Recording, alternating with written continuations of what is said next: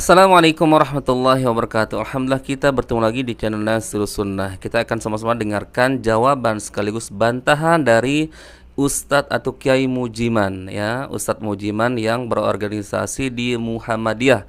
Ini Muhammadiyah asli loh. Ini Muhammadiyah tulen yang tidak terkontaminasi dengan ritual-ritual bid'ah.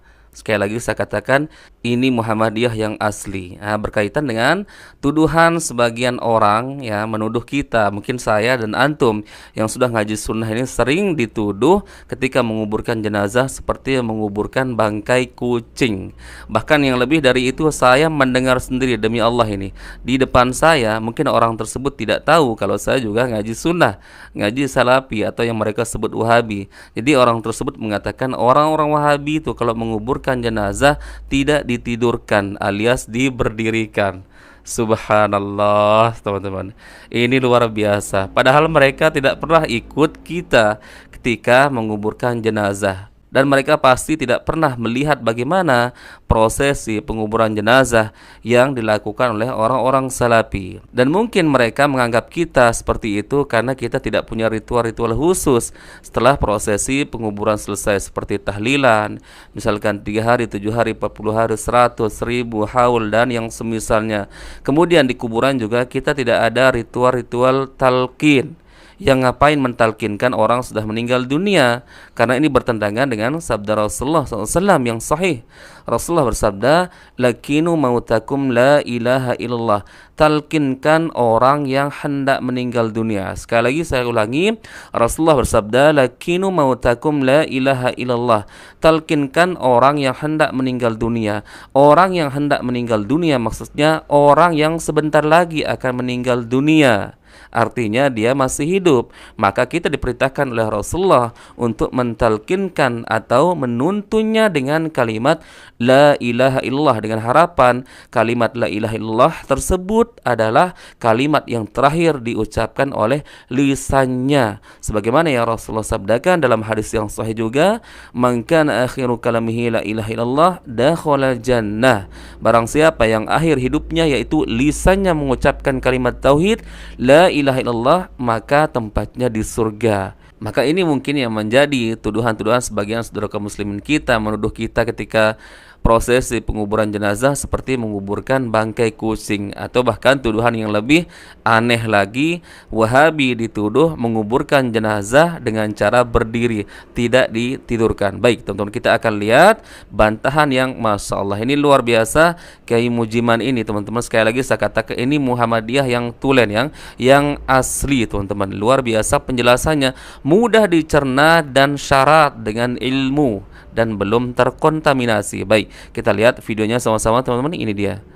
Ada orang yang mengatakan kalau orang meninggal lalu tidak pakai selamatan tahlilan itu seperti ngubur kucing.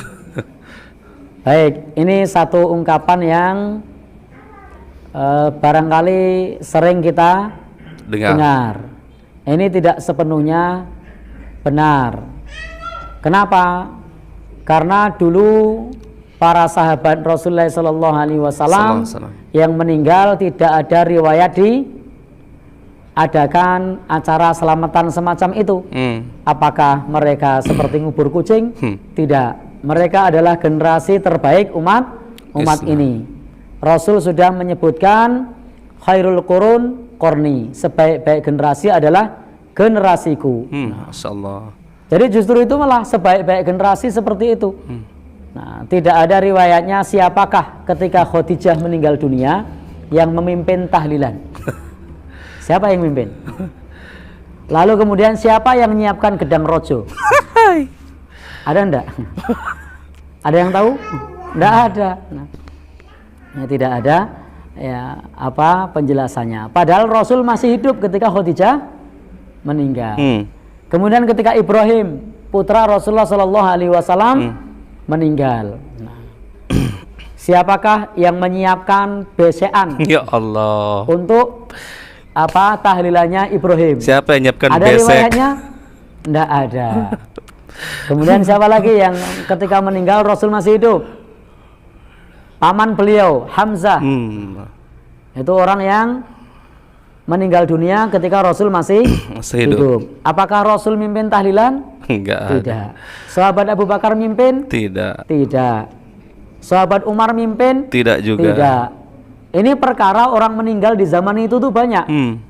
Jadi perkara orang meninggal di zaman ketika Rasul masih hidup itu banyak, tapi tidak ada riwayatnya. Nah, padahal untuk melakukan itu mereka mampu dan bisa, tapi sangat tidak mampu. mereka kerjakan. Tidak dilakukan juga. Mereka mampu. Bisa tidak mereka baca tahlil? Bisa. Bisa tidak mereka melakukan 3 hari 7 hari? Bisa. Nah, tetapi tidak mereka lakukan.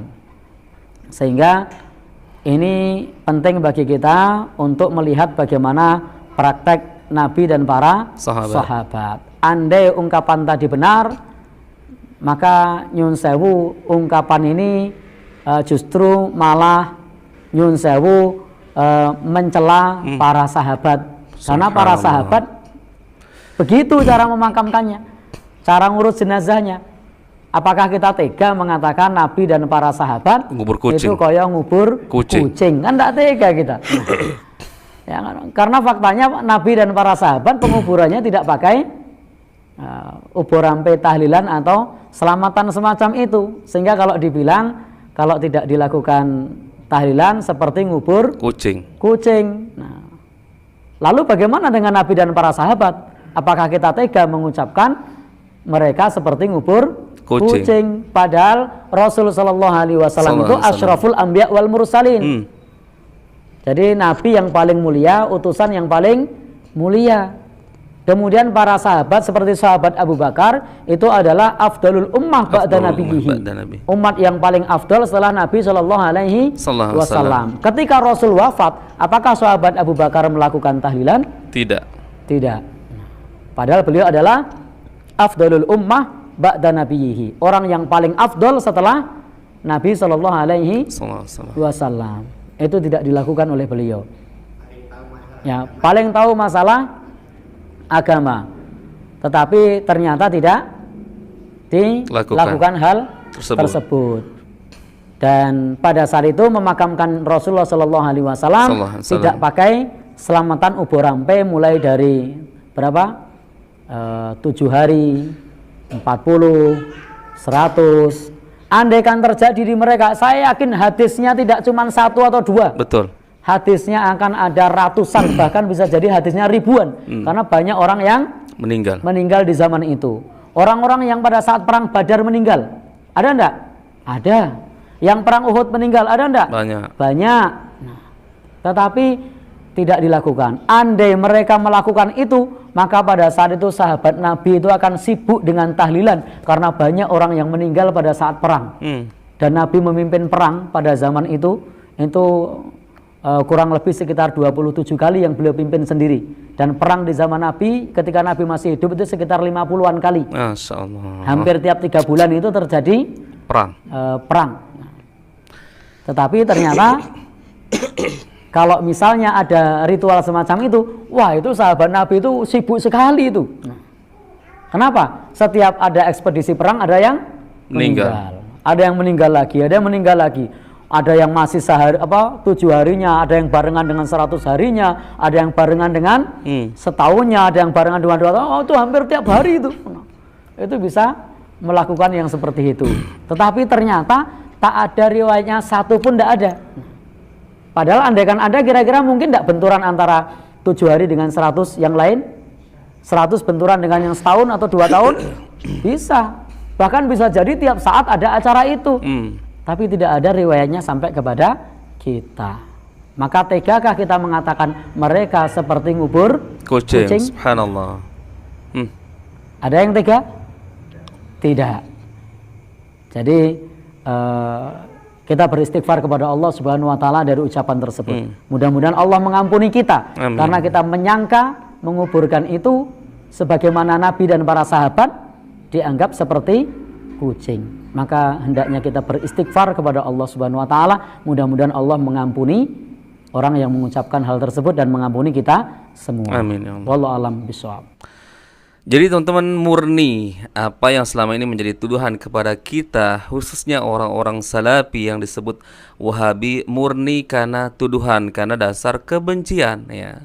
Karena dasarnya memang kita tidak melakukan ritual-ritual tersebut. Kenapa kita tidak melakukan? Ya karena memang tidak ada contoh dari Rasulullah SAW, kemudian para sahabatnya, yang lebih jauh lagi para ulama, tabi'in, tabi'ut tabi'in. Sedangkan mereka disebutkan sebagaimana yang dikatakan oleh Kiai Mujiman, sabda Rasulullah, khairun nas qarni thumma alladhina yalunahum thumma alladhina yalunahum, sebaik-baik generasi atau manusia adalah di zamanku, yaitu para sahabat Nabi, kemudian setelahnya yaitu tabi'in, kemudian setelahnya tabi'ut tabi'in. Tentu mereka lah yang paling faham tentang masalah agama. Lah kalau memang ritual tahlilan ini 3 hari, 7 hari, dan haul 1000 hari atau yang semisalnya ya pernah dilakukan oleh Rasulullah, pasti riwayatnya sampai kepada kita. Bahkan mungkin riwayat hadisnya derajatnya sampai mutawatir. Karena apa? Para sahabat Nabi yang meninggal dunia di kala Rasulullah masih hidup banyak sekali.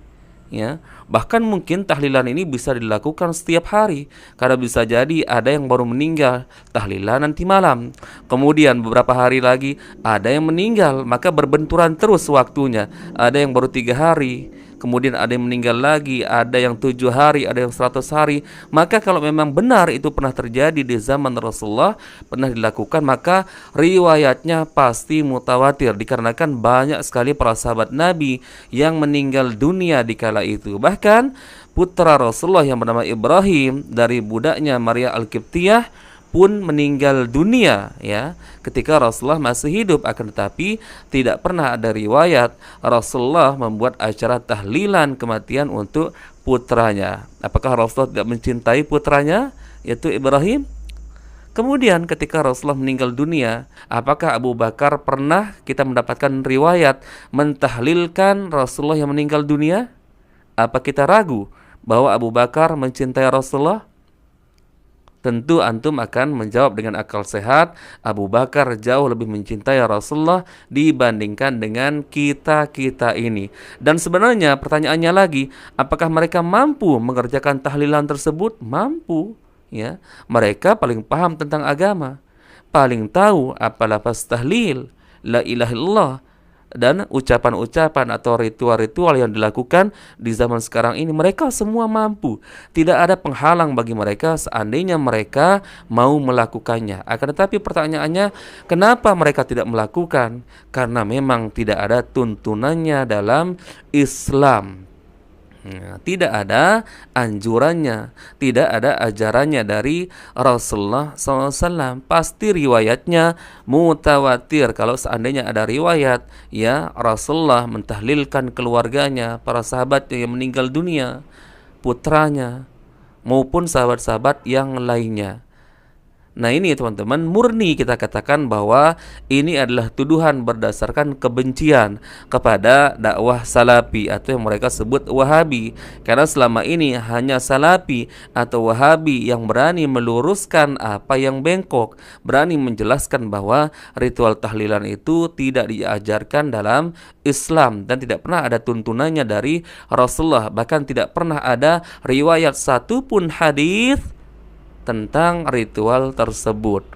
Maka wajar kalau kita dibenci, kadang dituduh dengan berbagai macam tuduhan. Dan antum semua pasti pernah terkena dengan tuduhan yang seperti itu. Saya dan antum, siapapun di luar sana yang sudah ngaji salafi ini atau yang disebut Wahabi, pasti akan mendapatkan tuduhan-tuduhan seperti itu.